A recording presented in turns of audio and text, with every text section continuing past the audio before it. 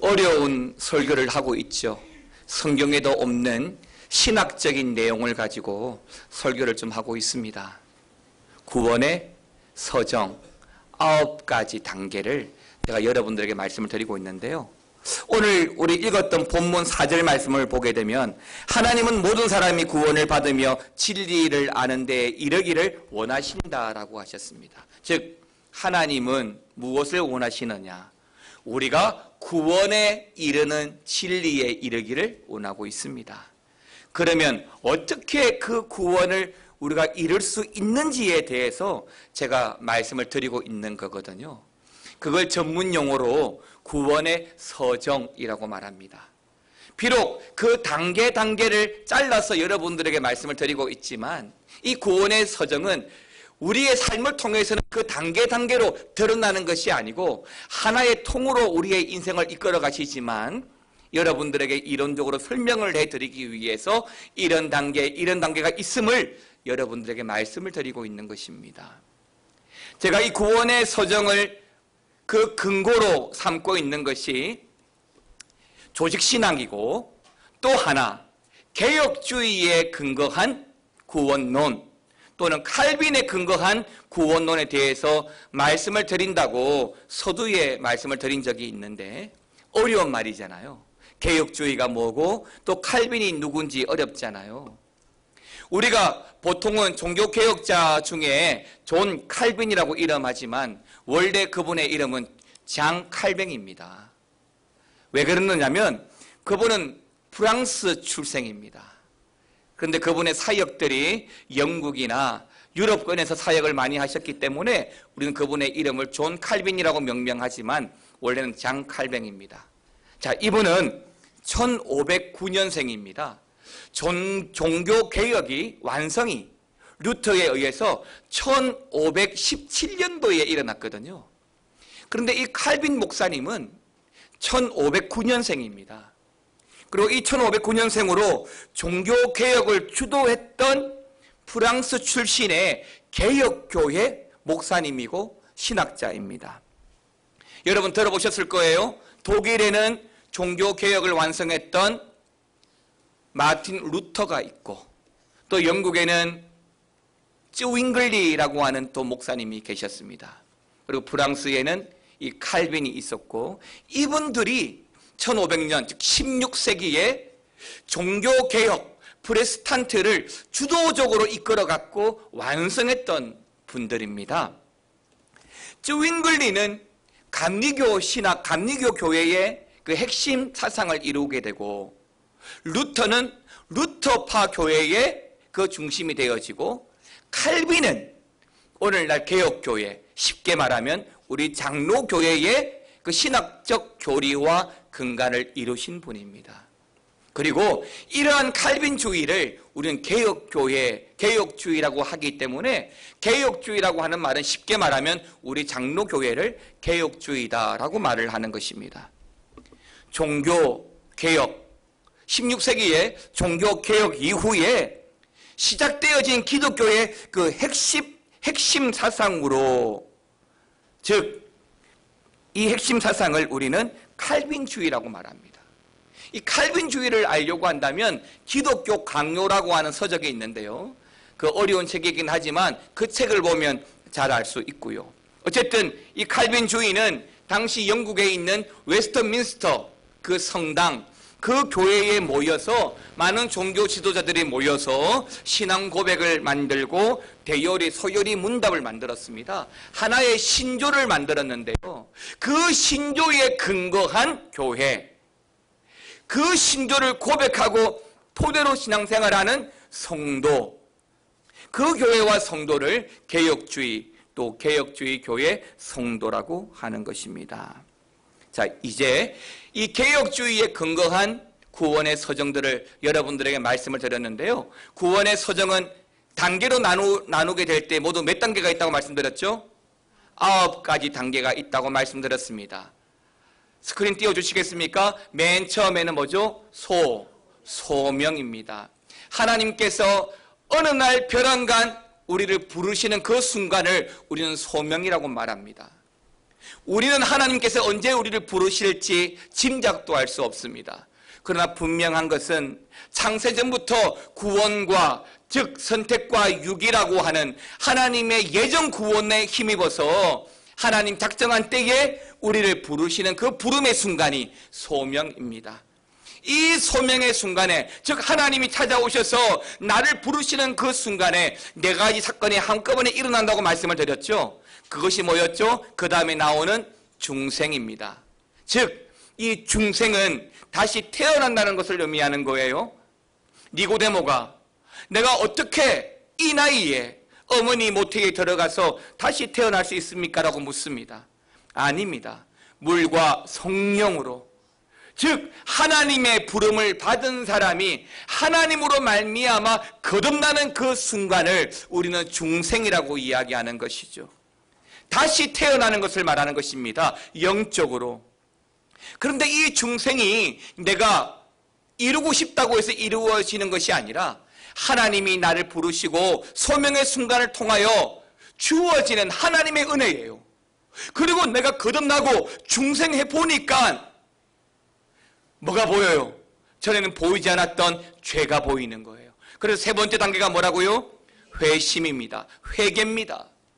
그래서 중생을 통해서 새로운 인생이 되어지면서 내가 얼마나 흉악한 인생이었는지, 얼마나 많은 죄의 찌꺼기들이 내 인생을 힘들게 하였는지를 보게 되죠.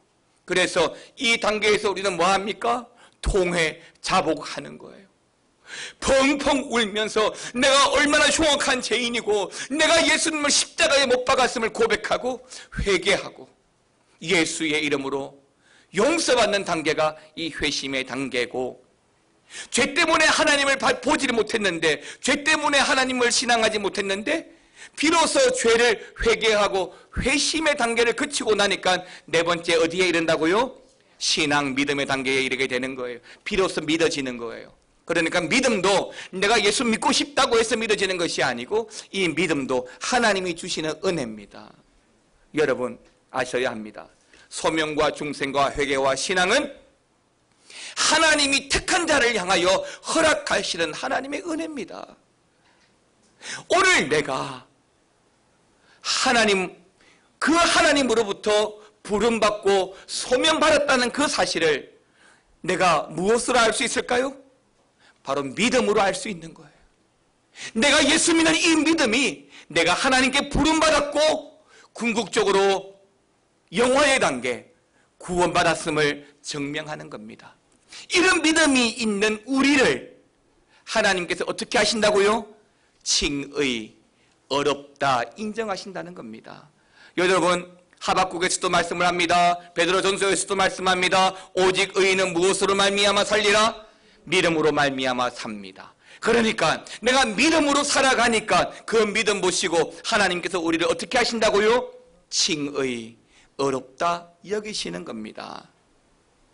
그리고 그 칭의와 함께 또 일어나는 두 가지 사건, 칭의 다음에 뭐라고 그랬죠? 수양입니다. 수양은 뭐라고요? 양자. 하나님께서 나를 양자 삼으셨다라고 하는 것입니다. 죄로 말미암아 하나님과 단절된 상태에 있었습니다. 죄 때문에 하나님과 떠나 있었습니다. 죄 때문에 하나님을 알아보지 못했습니다. 누가복음 15장에 아버지를 떠난 둘째 아들이 다시 돌아왔지만 그 죄 때문에 다시는 아버지를 아버지라 부르지 않고 종이라 칭해달라고 말합니다. 그 죄가 내가 하나님의 아들됨을 잃어버리게 만들었습니다. 그런데 내가 회개하고 신앙하고 하나님께서 어렵다 여기시는 그 순간에 이 칭의와 수양은 동시에 일어나는데 하나님의 양자 되어진 것입니다. 사랑하는 성도 여러분, 오늘 이 자리에 있는 여러분 모두가 다 하나님의 자녀인 것을 믿으시기 바랍니다. 하나님이 우리를 부르심으로 말미암아 하나님이 우리를 양자 삼으신 것은 하나님의 자녀의 권세, 세상이 감당하지 못하는 그 하나님의 자녀의 권세를 우리에게 주셨다라고 하는 것입니다. 그것이 바로 이 수양의 단계에 나오는 겁니다. 그 다음에 뭐죠? 성화입니다.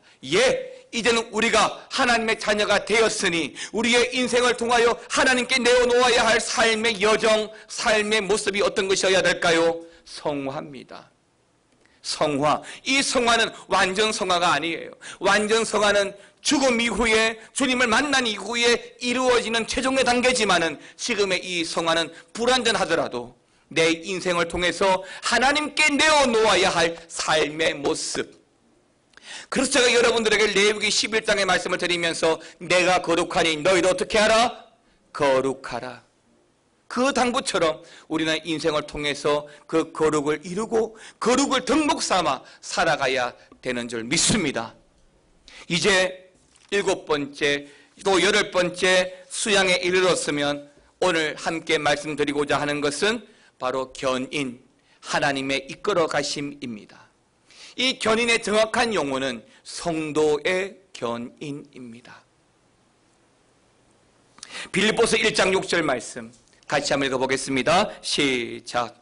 너희 안에서 착한 일을 시작하신 이가 그리스도 예수의 날까지 이루실 줄을 우리는 확신하노라. 아멘입니다. 아멘입니다.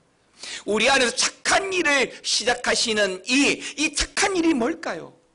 이 착한 일은 하나는 구원의 서정에 있어서 지금 견인에 이르기까지 우리를 이끌어 오신 그 일이며, 또 착한 일은 내가 세상의 많은 시험과 유혹 속에서도 믿음 지키고 살아올 수 있도록 나를 지키신 하나님의 그 은혜, 그 일을 이루신 이가 예수님께서 예수의 그날까지, 다시 오시는 그날까지, 개인적인 종말을 통하여 죽음을 만나는 그날까지 이루실 줄을 확신하노라. 이 말은 하나님께서 우리의 인생을 그렇게 이끌어 가시겠다는 거예요. 견인해 가겠다라고 하는 겁니다. 우리 손순남 권사님이 지금도 드라이브를 하고 계셔요. 운전을 잘하십니다. 참 운전을 잘하시고 침착하게 잘하십니다. 송 권사님, 견인당해 본 적이 있습니까? 없습니까? 교통법규 위반해가지고. 대단하시네. 저는 한 2번 정도 견인을 당해본 경험이 있습니다. 교육정사 시절에 사역하던 그 집회에 전단지를 뿌리기 위해서 잠시 기록 서점에 들어갔다가 나오는데 제 눈앞에서 끌고 가는 거예요. 끌고 가고 있는 거예요. 그때는 진짜 속상하더라고요. 현금 8만 원 주고서야 겨우 그 차량을 찾을 수 있었는데, 그런 견인은 좀 좋지 않은 견인이긴 한데 내 차량이 고장이 났습니다. 그래서 견인차를 불러서 그 차를, 고장난 차를 견인해 갈 때는 고장난 차는 시동을 걸 수가 없고 동력이 없습니다. 문제가 있기 때문에 스스로 운행할 수 없어요. 그때 견인차는 어떻게 해요? 그 문제 있는 차를 들어서 그 견인차의 동력으로 그 차를 끌고 가는 겁니다. 어디로 끌고 갑니까? 다시 소생하는 자리로, 정비 공장으로 끌고 가죠. 그렇게 생각하시면 될 것 같습니다. 성도를 향한 하나님의 견인은 죄 많은 우리의 인생을 끝까지 책임지시겠다는 약속입니다. 그렇게 끌고 가겠다는 겁니다. 여러분들이 하나님의 자녀가 되었으니 혹시라도 시험에 들고 낙심하고 힘들어서 하나님을 신앙하고 의지하지 못하는 그 순간에라도 하나님께서 견인해 가겠다는 겁니다. 사랑하는 성도 여러분, 이 성도의 견인 역시도 바로 하나님의 부르심을 받은 성도가 하나님의 은혜 안에 있다는 것을 보여주는 것입니다. 지금 우리는 견인의 단계까지 와 있어요. 이제는 하나님께서 이 견인을 해가는데 어디로 견인을 해가느냐? 마지막 단계인 영화의 단계로 견인해 갑니다. 그러니까 이 견인이 이 땅에서의 마지막 사역인 거예요. 때문에 하나님의 부르심을 받은 성도는 견인에 이르기까지 하나님의 그 은혜 중에 있는 것이고, 그렇게 은혜 중에 있을 때에는 중간에 타락하거나 중간에 떨어지거나 중간에 그 구원이 없어지지는 않습니다. 왜요? 이 성도의 견인이 있기 때문에 그래요. 성도가 계속 이끌어가기 때문에 그런 거예요. 여러분, 여러분의 자녀들이 또는 여러분의 남편과 아내들이 어떤 일을 해가고 공부를 해가는데 너무 힘들어서 포기하고 싶어하고 그만두고 싶어하고 도망가고 싶어할 때 여러분 어떻게 하십니까? 할 수 있어. 해보자. 같이 해보자. 용기를 주고 격려를 하고 힘을 주고 그러지 않습니까? 끝까지 그 길을 갈 수 있도록. 이 견인이라고 하는 것은 바로 그런 부분이에요. 하나님께서 그렇게 우리에게 역사하시는 겁니다. 우리의 인생을 이끌어가고 힘을 주고 도움을 주고 우리가 포기하지 않고 끝까지 믿음으로 저 천국 바라보고 살아갈 수 있도록. 사랑하는 성도 여러분, 이 성도의 견인 역시 때문에 하나님의 은혜의 사역이고 이 견인에 이르기까지 하나님이 이끌어가는 그 인생은 결코 중도 타락이나 탈락은 있을 수 없습니다. 때문에 이 성도의 견인, 이 교리는 성도의 구원의 근거와 목적이 누구의 손에 의해서 주도되어지는지를 잘 보여주는 것입니다. 전적으로 우리 하나님께서 이끌어가는 사역이 견인 사역이고 하나님께서 마지막까지 우리의 인생을 책임져 준다는 것을 보여주는 것이 바로 이 견인인 것입니다. 사랑하는 성도 여러분, 여러분 지금까지 예수 잘 믿고 열심히 잘 살아오셨습니다. 여러분들이 언제부터 예수 믿고 교회 나왔는지 모르겠지만 우리 최옥금 권사님처럼 90이 넘어서도 예수 믿고 신앙생활을 할 수 있는 것은 우리 하나님의 은혜인 줄 믿으시기 바랍니다. 내 의지와 내 건강과 내 생각은 순간순간마다 포기할 수 있는 일들이 너무나 많습니다. 그런데 그런 생각과 우리의 의지를 포기하지 않고 중단하지 않도록 지금까지 예수 믿고 오늘 이 자리 예배의 자리까지 지켜서 예배할 수 있도록 이끌어 오신 분이 우리 하나님이신 것을 믿으시기를 바랍니다. 성도의 견인은 그렇게 우리의 인생을 이끌어 가십니다. 여러분, 중세보다 조금 앞에 초대와 중세 사이에 교부시대라고 있었습니다. 그 당시에 이단들이 좀 있었는데요. 대표적인 이단 중에 하나가 바로 펠라기우스라고 하는 이단이 있습니다. 이 사람은 교부는 아니었지만 대부분의 교부와 성직자들이 굉장히 존경하는 사람 중에 한 사람이었습니다. 박학다시겠단. 그리고 또 한 사람 알미니안이라고 하는 사람이 있습니다. 이 알미니아는 이단은 아닙니다. 그러나 펠라기우스는 당시 교회가 이단으로 정죄를 했습니다. 왜? 알미니아는 이 이단의 경계선에서 넘어가지 않았고 이 펠라기우스는 이 이단의 경계선을 넘어가 버렸습니다. 그럼 어떤 경계선을 넘어갔느냐? 이 둘은 그렇게 말합니다. 우리가 구원받는 데 있어서 정말 중요한 것은 사람의 노력이다. 사람이 열심히 노력해야 구원받을 수 있다라고 말합니다. 굉장히 일리가 있는 말처럼 들립니다. 그런데 여기에는 하나님의 섭리가 보이지 않습니다. 하나님의 견인이 보이지 않습니다. 하나님이 허락하시는 은혜가 보이지 않습니다. 사람의 수고, 사람의 노력, 하나님의 선택이 보이지 않습니다. 내가 노력하면, 내가 원하면 얼마든지 구원받을 수 있다라고 믿는 것이 바로 만인 구원설입니다. 그래서 경계선에 있긴 하지만 감리교의 구원론이 바로 만인 구원설이에요. 모든 사람이 구원받을 수 있다. 즉 모든 사람이 내가 예수 믿기만 하면 구원받을 수 있다라고 말하는 것입니다. 그럴싸한 말씀이기지만 교리적으로는 우리랑 굉장히 큰 차이를 이루고 있는 교리가 바로 이 구원 교리입니다. 왜? 우리는 하나님이 선택하신 자가 소명으로 말미암아 견인, 하나님의 이끌어가심으로 말미암아 구원을 받는다고 믿고 있기 때문이죠. 즉 구원의 역사는 전적으로 하나님의 역사고 시작도 중간도 끝도 하나님이 시작하시고 마무리 지으시는 일이기 때문에 그저 그것을 우리는 하나님의 은혜로 받아들이는 것밖에 없는 것입니다. 사랑하는 성도 여러분, 때문에 중생한 사람은 구원을 이룰 수가 없습니다. 그런데 이 펠라기우스는 여기에서 이단으로 빠집니다. 중생한 사람이라도 구원을 이룰 수 있기 때문에 구원을 끝까지 유지하기 위해서는 인간의 노력이 절대적으로 필요하다 라고 이야기하는 것이죠. 그러나 여러분 아셔야 됩니다. 내가 하나님의 부르심으로 말미암아 중생한 사람은 하나님께서 이미 양자 삼으셨고 견인을 통하여 마지막 천국에 이끌어 가시는 은혜가 있기 때문에 결코 구원에서 제외되지 않습니다. 쉽게 생각하십시오.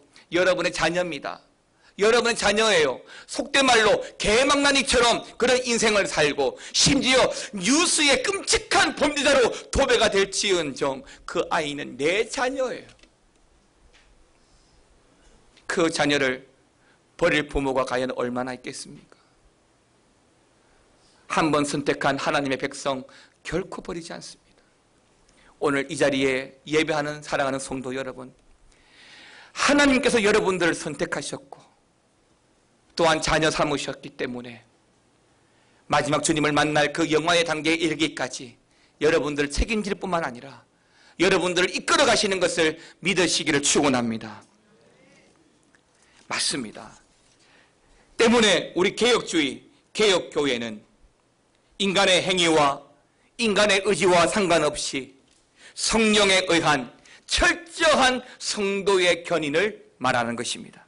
왜냐하면 견인에 대한 보증이 사람에게 있는 것이 아니라 하나님의 약속, 그 약속에 기인한 성령 하나님의 의지와 능력에 있다고 믿기 때문입니다. 사랑하는 성도 여러분, 사람의 능력을 의지하지 마십시오. 사람의 힘도 의지하지 마십시오. 아무리 잘난 사람도 흠이 있기 마련이고 아무리 탁월한 사람도 죄에서 결코 자유할 수 없습니다. 하나님을 의지하십시오. 하나님을 믿고 살아가십시오. 그러면 그 하나님께서 여러분들을 책임지고 이끌어 가실 걸 믿습니다. 마지막 9번째 영화의 단계입니다. 우리 성경 구절 좀 말씀이 긴데요. 로마서 8장 31절에서 39절 말씀 한 절씩 교독하면서 읽겠습니다. 제가 31절 말씀 읽겠습니다. 그런즉 이 일에 대하여 우리가 무슨 말하리요? 만일 하나님이 우리를 위하시면 누가 우리를 대적하리요?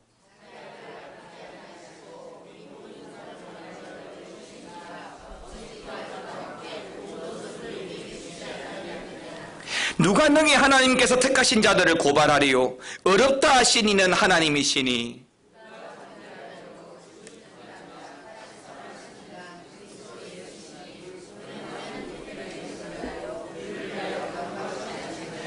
누가 우리를 그리스도의 사랑에서 끊으리요? 환난이나 공고나 박해나 기근이나 적신이나 위험이나 가리랴.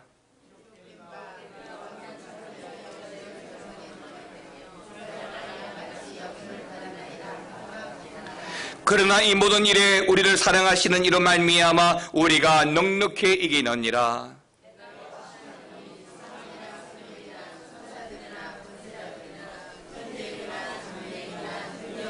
같이요. 높음이나 깊음이나 다른 어떤 피조물이라도 우리를 우리 주 그리스도 예수 안에 있는 하나님의 사랑에서 끊을 수 없느니라. 할렐루야. 끊을 수 있다고요? 없다고요? 없어요. 하나님께서 이끌어가는 그 인생 누가 끊을 수 있습니까? 하나님께서 선택하신 그 백성 누가 막을 수 있습니까? 못합니다. 이러한 하나님의 사역을 사람이 노력하고 수고한다고 해서 쟁취할 수 있습니까? 아닙니다. 그래서 31절 첫 절에 보게 되면 이 일에 대하여 우리가 무슨 말 하리요? 하나님께서 우리를 이끌어가는 인생에 대하여 무슨 말을 할 수 있습니까?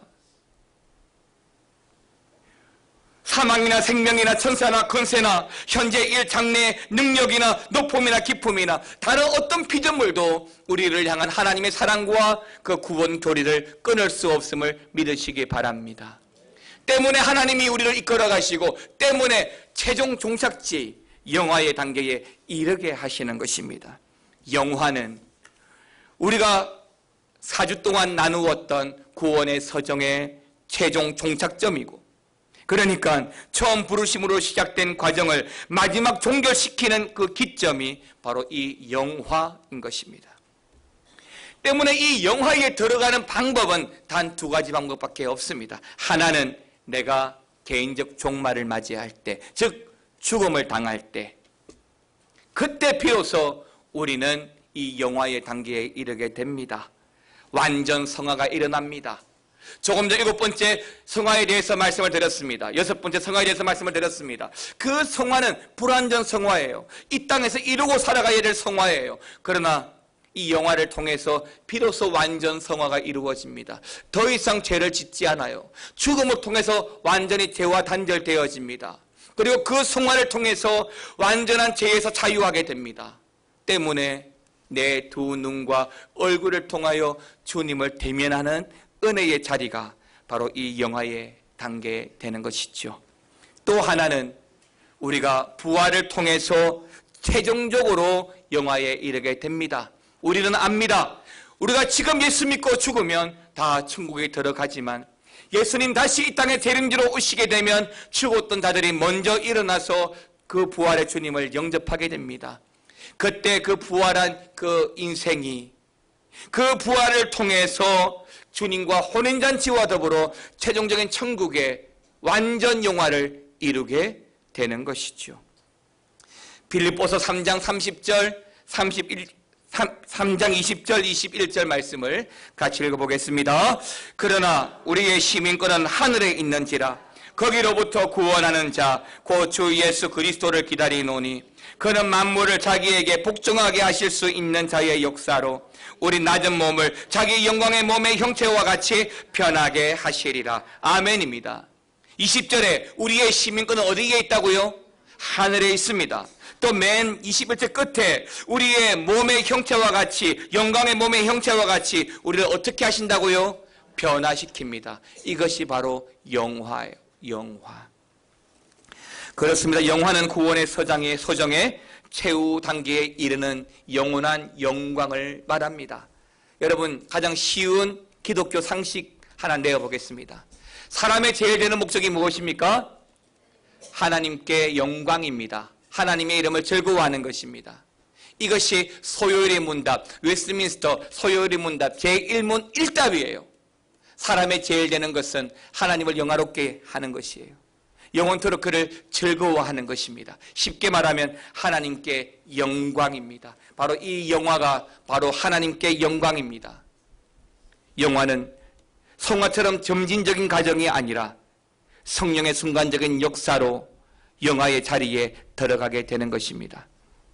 여러분, 우리가 소망하는 것이 최종적으로 바라는 것이 바로 이 영화입니다. 믿음으로 잘 살아오신 성도 여러분, 여러분들이 믿음으로 살아온 그 인생이 여러분의 인생의 보증이 되어진다면 하나님은 여러분들을 그 영화의 단계에 이르게 하실 줄 믿습니다. 그 하나님의 영광을 바라보는 것이 우리 성도의 은혜인 것입니다. 구원의 서정, 소명에서부터 소중, 회신, 칭수, 성, 견령 이 9가지 이 구원의 서정, 이 구원론을 한마디로 말한다면 개혁주의 구원론이고 칼빈주의 구원론을 말하는 것입니다. 다시 말하면 오직 하나님의 절대적인 권위와 능력을 강조하는 교리가 바로 우리 개혁주의 이 구원론인 것입니다. 사랑하는 성도 여러분, 우리 모두는 구원의 풍요로움과 부유함을 얼마나 알고 누리고 있는지 모르겠습니다. 구원은 개인적으로 주님을 통해서 이루게 되는 은혜이지만 주어진 인생을 통하여 내가 구원받았다는 사실들을 여러분들이 정말 누리고 살아갔으면 좋겠습니다. 제가 신대원을 합격하는 그날 아직도 기억합니다. 얼마나 감격스럽던지. 저는 우리 교단 신학교를 안 나오고 일반 대학교 신학교를 나왔기 때문에 총신대학교 신학대학원 들어가는 게 너무너무 어려웠어요. 자료도 없고 또 교리도 다르고. 그 세 번째 들어갔는데 그 세 번째 들어갈 때 얼마나 감격이 되는지 그걸 굉장히 누리고 싶었어요. 다른 사람은 당연히 들어가는 건데 저는 세 번째 들어가니까 보는 사람마다 그 당연한 걸 내 합격했어. 그렇게 이야기를 하는 거예요. 여러분, 내가 하나님의 그 영화로운 단계에 들어갈 수 있다는 그 구원의 은혜를 여러분들의 인생을 살아가면서 많이 누리고 살아갔으면 좋겠습니다. 우리가 믿는 믿음이 뭐예요? 그 믿음 때문에 내가 천국 가는 믿음 아닌가요? 그러면 이미 구원받은 거예요. 많이 누리고 살아가십시오. 당당하게 세상 앞에 구원받은 자로서 당당하게 오직 예수님만이 길과 진리와 생명 되십니다. 우리를 구원한 유일한 하나님이 예수 그리스도죠. 그분으로 말미암아 시작되어지고 완성되어진 그 구원의 서정을 저와 여러분 한 걸음 한 걸음씩 잘 걸어가서 우리 교회에서뿐만 아니라 마지막 종말을 통해서 주님 만나는 그 영화에서도 이렇게 함께 만나는 은혜가 있기를 주의 이름으로 축원합니다. 함께 찬양